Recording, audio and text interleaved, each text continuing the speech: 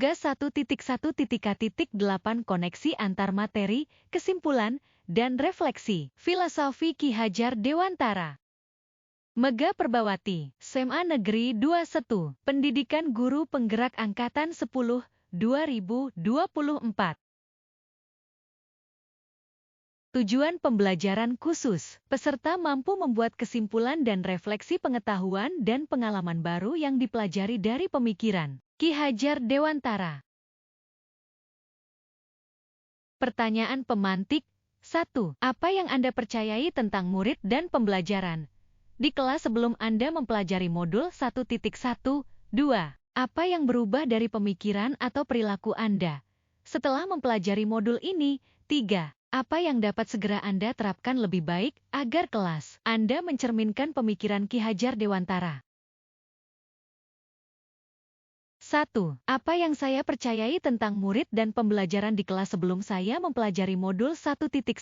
Saya beranggapan bahwa peserta didik harus patuh serta tunduk kepada guru sebagai pusat pembelajaran. Saya beranggapan bahwa semua materi ajar harus dipahami oleh peserta didik, hanya mengutamakan kognitif peserta didik dibandingkan dengan aspek sikap maupun keterampilan. Guru kurang memahami karakteristik peserta didik. Di sini guru cenderung menyamaratakan kemampuan anak dengan melakukan pembelajaran yang sesuai dengan zona nyaman saya tanpa memperhatikan perbedaan karakteristik anak, siswa pasif dan motivasi belajar siswa rendah. Saya sering merasakan saat menjelaskan materi mereka merasa lesu dan tidak bersemangat dalam mendengarkan pelajaran.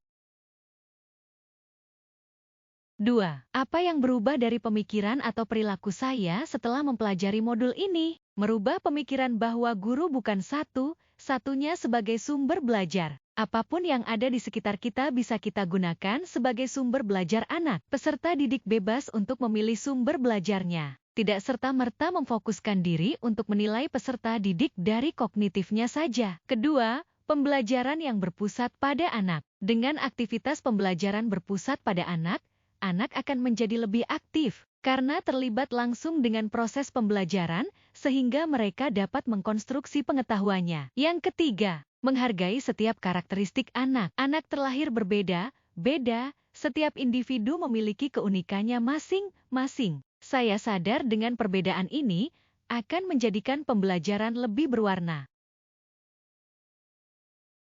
Tidak, apa yang dapat segera saya terapkan lebih baik agar kelas saya mencerminkan pemikiran Ki Hajar Dewantara. Pertama, membuat kesepakatan kelas bersama anak, peserta didik, agar menimbulkan tanggung jawab serta memupuk kedisiplinan dari tata tertib yang telah dibuat. Kemudian, mencoba menerapkan pembelajaran student-centered learning agar siswa bebas menentukan cara belajar dan berpendapat tetapi dengan tetap memperhatikan panduan pada kurikulum. Setelah itu, mencoba membangun komunikasi baik antara siswa dengan guru maupun siswa dengan siswa lain agar tercipta pembelajaran yang membahagiakan. Selanjutnya, pembelajaran yang mengutamakan aspek budi pekerti dan menerapkan konsep merdeka belajar dan mengintegrasikan setiap pembelajaran dengan pencapaian profil pelajar Pancasila serta pembelajaran yang sesuai dengan kodrat alam dan kodrat zaman. Kemudian mengintegrasikan permainan dalam pembelajaran. Dan yang terakhir adalah menerapkan sistem AMONG,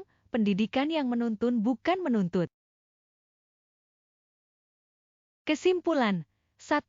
Peran sebagai pendidik adalah menuntun siswa disesuaikan dengan kekuatan kodrat alam dan kodrat zaman dalam kehidupan. 2. Memberikan kebebasan kepada siswa dalam menyelesaikan tugas sesuai dengan kreativitas. 3. Melaksanakan pembelajaran yang berpusat pada murid. 4. Pendidikan sejatinya adalah berhamba pada murid. Demikianlah koneksi antar materi, kesimpulan, dan refleksi filosofi Ki Hajar Dewantara. Terima kasih sudah menyaksikan video ini. Salam guru penggerak, tergerak, bergerak, menggerakkan.